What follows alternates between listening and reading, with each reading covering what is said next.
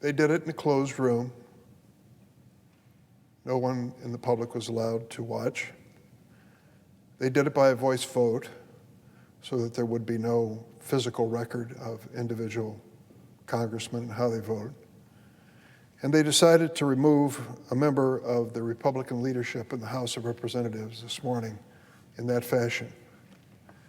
These proud, courageous disciples of Donald Trump didn't want to be on the record publicly as to where they stood on the fate of Congresswoman Cheney. This is the same Congresswoman Cheney who was reelected to leadership in the House just a few weeks ago. This is the same Congresswoman Cheney who is one of the most ideologically conservative members of the House. She voted with President Trump nearly 93% of the time while she was in office. And with a name like Cheney, it's hard to question her Republican credentials. No, the decision in private, in secret this morning, by a voice vote, was about not a disagreement over policy, but the issue as to whether or not Liz Cheney dares to tell the truth. She refused to defend or ignore the big lie that the 2020 election was stolen from Donald Trump. And in today's Republican parties, it seems like that is all that's necessary for grounds for removal. More than 6 months after the 2020 election was held, it's clear that the big lie has been spread in a big way. And that lie is not just a threat to the future of the Republican Party, it's a threat to our democracy. Since the start of this year, Republican state legislatures, inspired by Donald Trump's big lie that the election was stolen, have introduced more than 360 bills with restrictive voting provisions in 47 states. One of the most notorious examples, the state of Georgia. Remember, the state of Georgia, hotly contested in the 2020 election. And then the Trump troops came in and went to court over and over and over again, suggesting there was election fraud and dishonesty in the Georgia election. And the Georgia election officials, virtually all Republicans, stood up and said it was an honest election. A close one, but it was an honest election. They were challenged over and over again to the point where the former president of the United States, while he was still in power, called an election official in Georgia and basically threatened him that if he didn't change the votes and give President Trump what he thought he needed to win, he would pay a price for it. It went that far. To his credit, this election official stood up and said, the results are accurate and I stand by them and I'm not going to change them. It went that far. And there was a big turnout in Georgia. In fact, there was an amazing turnout in the runoff election for the 2 U.S. Senate seats, won by John Ossoff and Raphael Warnock, our colleagues here in the United States Senate.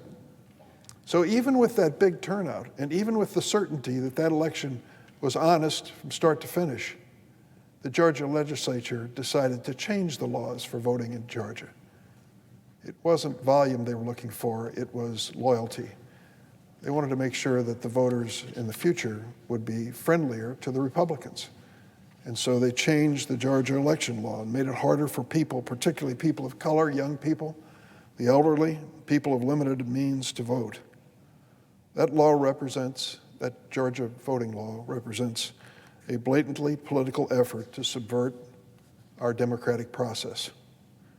Republicans of conscience know this, but it seems there's no future for those Republicans if we reflect on the vote taken this morning in the House of Representatives Republican caucus.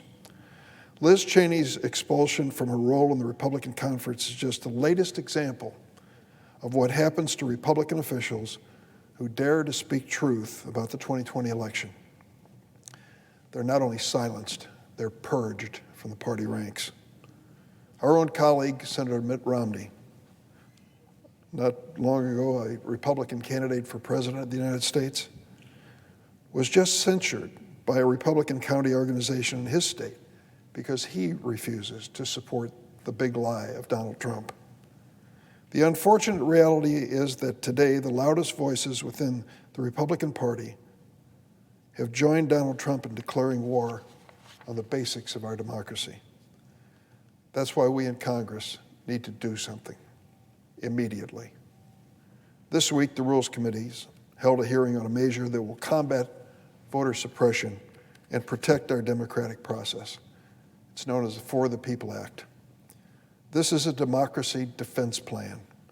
It will ensure that all eligible Americans can exercise their constitutional right to vote without facing burdensome barriers at the ballot box. The For the People Act invests in election infrastructure, provides state and local officials with resources to run safe, secure elections. In addition to combating voter suppression, the bill also reforms a broken campaign finance system that gives wealthy donors and big corporations far too much influence on our electoral process. By passing it, we will say loud and clear that America's elections are not for sale to the highest bidder. Above all, this legislation will strengthen the integrity of our democratic process, put more power in the hands of the people. Now, I know some of my colleagues on the other side of the aisle have been attacking the bill as a, quote, takeover of the nation's election system. The truth is, American elections have already been taken over by special interest. This bill will start to restore our democracy and make it more accessible to every eligible American. I would love to know why my Republican colleagues find it so objectionable about the legislation's core provisions. Listen, it automatically registers American voters when they get a driver's license, guarantees at least 15 days of early voting, ending partisan gerrymandering nationwide, bringing greater transparency to campaign finances. These are reforms that will make our democracy whole again, and they are desperately needed, particularly at this moment in our history. Because in the world's greatest democracy, people shouldn't have to wait in line for hours on end to have their voices heard. And yet, that's the reality for voters in states just like Georgia. And it's not an accident. It's intentional.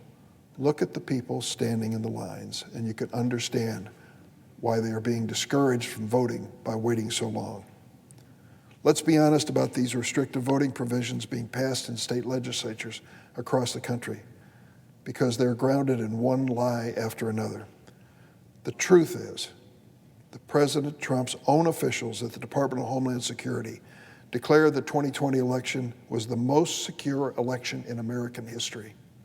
The truth is, judges across the country, including many appointed by President Donald Trump, threw out more than 63 lawsuits that his followers filed challenging the results of last year's elections.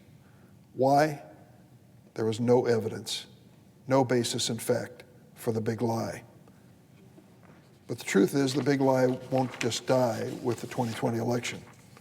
It will sow distrust in our electoral system for years to come, unless my Republican colleagues act with courage.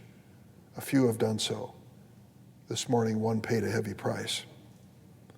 The question to all of us is, are we prepared to either discredit democracy or defend it?